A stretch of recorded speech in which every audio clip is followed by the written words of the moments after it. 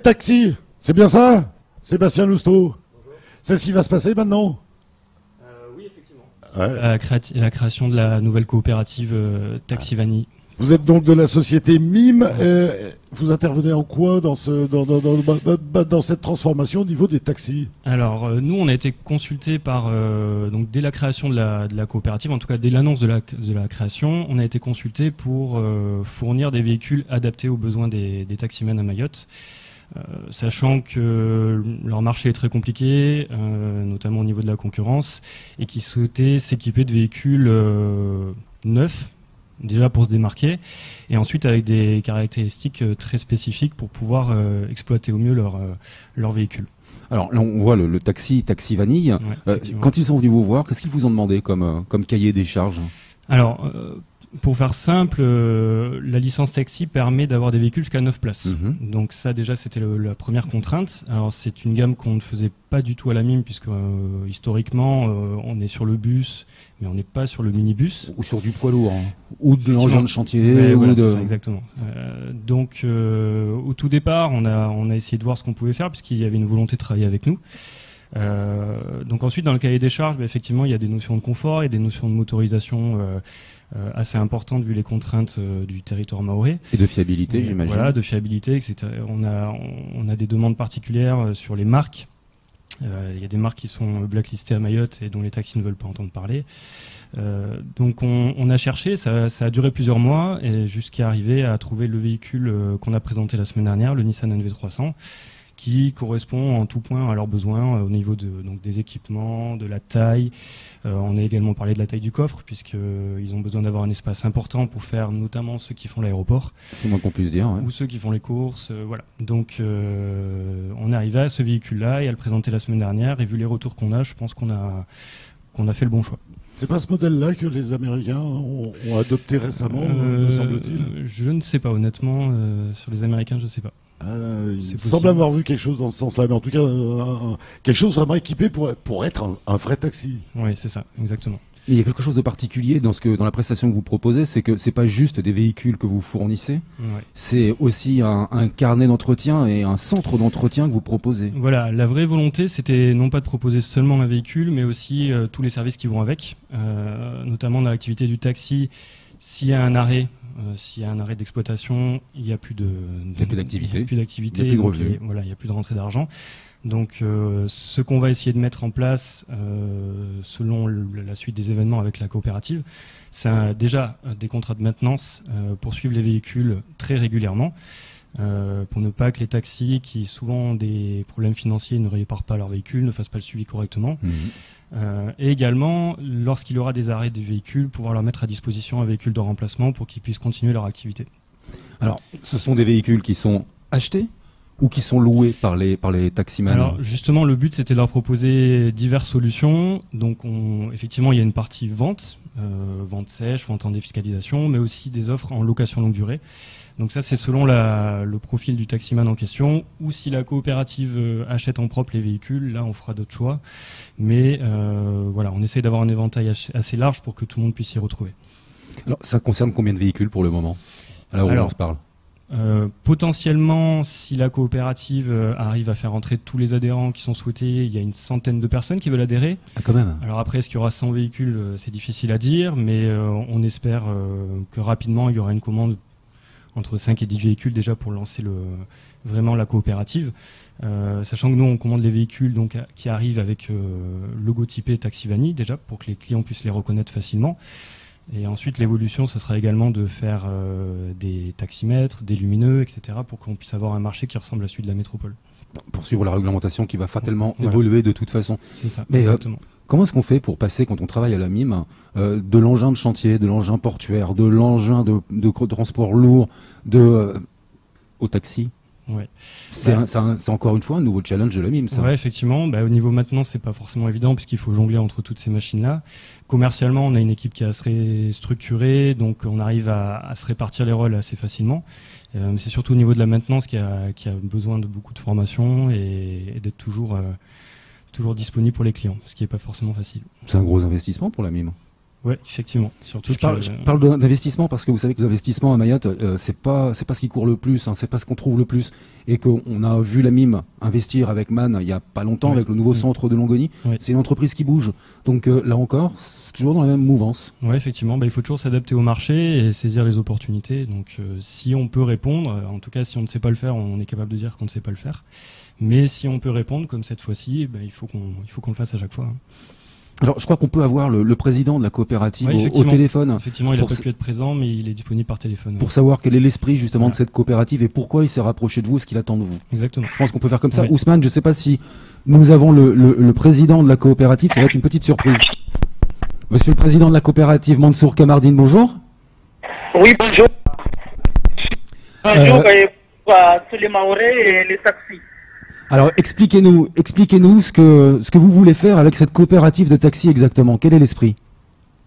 Oui, juste, je ne suis pas le président, mais je fais partie des associés. C'est pas grave. Donc la coopérative, on n'a pas de président, mais on a des gérants.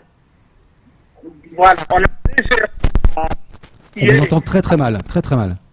Oui, la coopérative, elle est créée. Géré par deux gérants, mais pas président. D'accord. Donc, ceci dit, on a Abdou Mini Hadji Amada qui est gérant et Amada Younoussa qui est gérant. Donc, moi, je suis là en tant que membre fondateur de la coopérative. Donc, aujourd'hui, l'idée de créer cette coopérative, comme l'a souligné notre cher ami Sébastien, et je remercie MIM qui nous a vraiment accompagnés sur cette démarche qui a abouti à faire venir un véhicule comme modèle. Donc cette coopérative a été créée dans l'objectif d'aider les taxis à s'organiser. Vu l'organisation urbain qui va se mettre en place et urbain qui va se mettre en place, donc, moi, en tant qu'élu chargé de taxi de la Chambre de métier, on s'est convenu à la commission comme quoi on va aider les taxis à créer une structure pour pouvoir marcher. Donc, d'où l'idée de la créer et qui a finalisé à un résultat très bon. Alors, oui, c'est la et aussi, on a pu réunir à peu près une centaine de taxis qui souhaitent intégrer le groupe. Donc, j'invite mes collègues à ne pas hésiter à venir à la Chambre de métier pour se renseigner et que nous puissions au moins s'organiser parce que le métier de taxi à Mayotte évolue. Donc, vu son évolution, on a l'obligation de se former, de se regrouper. Toute seule, on ne pourra pas faire face à ce qui vient, quoi. Oui, tout à fait. La législation est appelée à beaucoup évoluer. En plus, il y a la ligne de transport en commun en site propre sur Mamoudzou qui va être créée. Donc vous devez évoluer avec.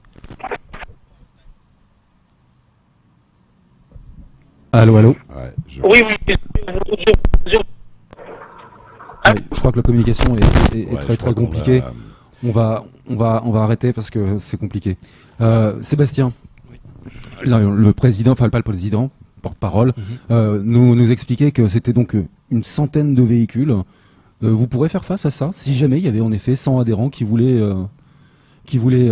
participer à l'opération? Oui, effectivement. Après, je pense que ça serait étalé dans le temps. Il y a peu de chances qu'il y ait 100 véhicules qui arrivent d'un coup. Donc, effectivement, le temps de structurer la coopérative, de voir financièrement comment on peut faire face à cette demande, oui, je pense qu'il n'y aura pas de souci. Alors, moi, je suis basique, mais j'essaie de comprendre comment ça peut fonctionner. Il y aura un site propre pour accueillir les taxis, c'est-à-dire que ce sera un dépôt qui leur sera dédié pour l'entretien, ou on est sur le site de MIM, de Longoni, on est... Comment ça va se passer? Non, effectivement, on reste sur le site de MIM Longoni. Effectivement, il y aura un véhicule de remplacement initialement si le volume correspond à ce qui est annoncé. Mais il n'y aura pas de site dédié pour les taxis. On restera sur une configuration identique à celle qu'on a actuellement. C'est ce qu'on disait avec le porte-parole tout de suite. il va y avoir des évolutions statutaires, législatives, réglementaires, pardon, par rapport à la profession des taxis. Est-ce que c'est pas prendre un risque par rapport à ça, puisqu'on parle de lignes de transport en commun en site propre sur Mamoudzou, mais aussi de l'interurbain qui doit se créer, ce sera une concurrence directe avec les taxis? Alors justement, le but de la coopérative aussi, je pense qu'il en aurait parlé Mansour, est de répondre à ces marchés-là. Donc il y aura sûrement les transporteurs scolaires qui se positionneront, comme d'habitude, c'est leur cœur de métier, mais les taxis veulent aussi se positionner sur certaines lignes avec ce type de véhicules-là qui seront plus adaptés que des grands bus, des grandes capacités. Donc il y a aussi quelque chose à faire là-dessus. Maintenant, ça c'est plus de leur ressort de voir comment ils souhaitent stratégiquement se positionner sur quel marché ou s'ils restent sur leur activité habituelle. Effectivement. Parce que tout à l'heure, vous avez prononcé un vilain mot pour Mayotte, qu'on appelle taximètre, c'est-à-dire le fameux compteur des taxis. Ça, à terme, on va être obligé d'y arriver. Oui, effectivement. Alors pour l'instant, l'idée de base était de faire venir un véhicule qui était déjà équipé de lumineux et taximètre. Mais pour l'instant, la législation à Mayotte n'est pas encore bien fixée. On a eu quelques difficultés. Donc on va attendre que tout ça se mette en place et ensuite on pourra proposer ça. Le but étant de structurer l'offre. De toute façon, c'est le but de la coopérative également. C'est parce qu'il va aussi, enfin, j'allais dire, enfin professionnaliser ce secteur. Oui, effectivement. Avec derrière la mise en peinture et tout ça, peut-être des garanties de ne plus prendre des taxis marrons. Voilà, exactement. C'est ça. Alors là aussi, c'est Mansour Kamardine qui pourra en parler plus précisément, mais effectivement, je pense qu'un des buts de la coopérative, c'est d'essayer d'éradiquer un petit peu la concurrence déloyale des taxis clandestins. Et d'être vraiment vu avec un type de véhicule comme le nôtre qui est visible, neuf et habillé pour la coopérative. Voilà, et ça simplifie tout de suite, on connaît les tarifs, etc. Voilà, etc. On sait qu'on ne se fera pas déposer n'importe où, etc., etc. C'est le couteau suisse idéal pour Mayotte, ça. 9 places, oui, c'est un petit format, on va rentrer dans les petites ruelles, voilà, on va aussi... C'est exactement ça, c'est que ça permet d'avoir une desserte vraiment locale dans les villages, dans les petites rues. C'est vraiment, je pense, l'idéal. On est au bon rapport, empattement, volume, exactement. transporté. Tout en ayant des volumes intéressants, comme je vous l'ai dit, pour l'aéroport. Pour des Juste un dernier petit point, version électrique, rapidement. Moi, je suis un fou d'écologie. Oui, alors ce véhicule-ci n'existe pas encore en version électrique, mais effectivement, la gamme Nissan est en train d'évoluer vers l'électrique. Parce qu'on n'est pas dans des grandes distances à Mayotte. Oui, il est très possible que ce véhicule-là soit disponible en électrique, mais en tout cas, pas de suite. Ce sera peut-être un peu plus tard. Avant de penser à l'électrique, peut-être pouvoir penser aux bornes de recharge. Oui, effectivement. Mais en attendant, le choix de la marque. Alors moi, je suis pas un grand spécialiste, mais je sais que Nissan, c'est quand même une marque qui est faite pour durer. Oui, effectivement. C'est ça qui a motivé vos choix? Oui, dans les discussions qu'on a eues, effectivement, il y avait les marques allemandes qui ressortaient, mais Nissan a une très bonne image à Mayotte. Et nous qui avons la gamme Nissan depuis plusieurs années, effectivement, on n'a pas de problème sur cette marque-là. Les véhicules ont une bonne durabilité, on n'a pas de souci SAV dessus. Donc c'était naturel d'aller vers ce véhicule-là. La question qui fâche, combien ça coûte un véhicule comme ça? Ça dépend des options, ça dépend quel financement on fait. Pour vous donner une fourchette, c'est entre 30 et 40 000 euros selon les options. Oui, c'est pas encore très très élevé pour un produit de cette gamme, j'ai envie de dire. Non, voilà, vu la capacité, c'est un bon compromis pour les taxis pour le rentabiliser rapidement. Et puis plus il y aura d'adhérents et plus il y aura d'acheteurs, plus le prix sera bas, j'imagine. Effectivement, voilà. Plus on aura de volume et plus le prix sera tiré vers le bas et donc ça sera intéressant pour tout le monde. Alors encore une fois, je parle gros sous, question qui fâche, mais quand on est sur une location longue durée, ça coûte combien par mois, grosso modo? Alors là, on n'est plus sur une notion de vente, donc effectivement, le tarif est différent. Tout dépend ce qu'on entend dans la location. Est-ce que c'est un véhicule nu? Est-ce qu'il y a de la maintenance derrière? En général, c'est le cas. Là aussi, pour vous donner une fourchette, je peux vous dire que c'est entre 500 et 1000 euros mensuels, entretien compris, voilà. J'ai envie de dire que c'est pas très très élevé parce que c'est quasiment le prix d'un véhicule particulier, quasiment, ou un véhicule entreprise comme on les appelle, sur un prix mensuel, quoi. Non, effectivement, on arrive à avoir des tarifs intéressants. Après, le véhicule en lui-même n'est pas déjà à un prix très élevé, donc effectivement, on arrive à avoir des prix intéressants même sur la location. Ouais. D'autres coopératives peuvent être intéressés par ce genre de concept? Parce que là, on voit le Taxi Vanille, mais ça pourrait être d'autres coopératives. Oui, effectivement, d'autres coopératives pourraient se monter. Je pense pas qu'il y aurait de barrière. Nous, on travaille également avec d'autres taximans. Et on ne travaille pas qu'avec les Taxi Vanille. Bien sûr, c'est un partenaire important puisque c'est eux qui nous ont permis aussi de faire venir ce véhicule. Enfin, on leur a fait venir le véhicule, mais ils nous ont donné les clés pour pour travailler avec nous. Mais effectivement, tous les taxis peuvent être intéressés par ce type de véhicule. Il y en a pas mal qui roulent sur l'île en 9 places déjà. Et donc même si on n'adhère pas à une coopérative, c'est un véhicule qui est intéressant. Moi, quand je regarde vos véhicules, déjà je le trouve beau, intéressant. Je suis chef d'entreprise, d'une grande entreprise, je serais plutôt intéressé par ce genre de choses. C'est quelque chose que vous pourriez développer aussi ? Alors vous dites pour le transport de salariés Ça peut être transport de salariés, ça peut être transport de marchandises aussi, parce que c'est des volumes qui sont relativement faibles et adaptés pour la route. Oui, effectivement. Et oui, c'est un bon compromis, comme on disait, c'est un véhicule qui passe partout, mais qui a un bon volume, alors soit de chargement, parce qu'il existe en version fourgon, évidemment, soit en version 9 places, où on peut, là du coup, 9 personnes d'un coup, c'est quand même intéressant. Oui, ça commence à faire, oui. Et puis, ce sont des véhicules bargeables. Et vous savez de quoi je parle, hein. Tout à fait. Effectivement. D'ailleurs, pour information, si des gens sont intéressés pour le voir, il sera exposé au Forum des métiers et de l'artisanat toute la semaine. Et ils sont déjà à la hauteur des parkings. Oui, sûrement, c'est un nouveau modèle. C'est donc, les derniers modèles. Oui, c'est ça, exactement. Parce que maintenant, il y a les parkings sont limités à certaines hauteurs, et là, on le voit c'est un modèle, format un peu écrasé. C'est déjà adapté au parking de demain, j'imagine. On espère qu'il y aura un jour des parkings souterrains. Oui, parking on peut rêver. Parking souterrain, mais c'est vrai qu'à Mayotte, quand on achète une voiture, on demande si elle barge beaucoup. Mais voilà. Bien sûr, oui, on a la contrainte dans tous les véhicules. Exactement ça. Effectivement. Vous avez un véhicule 20 places, il barge pas. Il reste planté sur la mise à l'eau. Très très souvent. Ce genre de véhicule, il passe sans aucun problème. Effectivement. Ça offre une souplesse et une flexibilité de transport qui est particulière. Effectivement. Ça, c'est un taxi qu'on pourrait retrouver aussi de manière très agréable, j'ai envie de dire, du côté de l'aéroport. Voilà, exactement. Donc le véhicule qu'on a fait venir, justement, on l'a fait venir avec un empattement long, car c'est la demande des taximens qui font l'aéroport. C'est d'avoir énormément de place à l'arrière. Donc ce véhicule, justement, les bagages.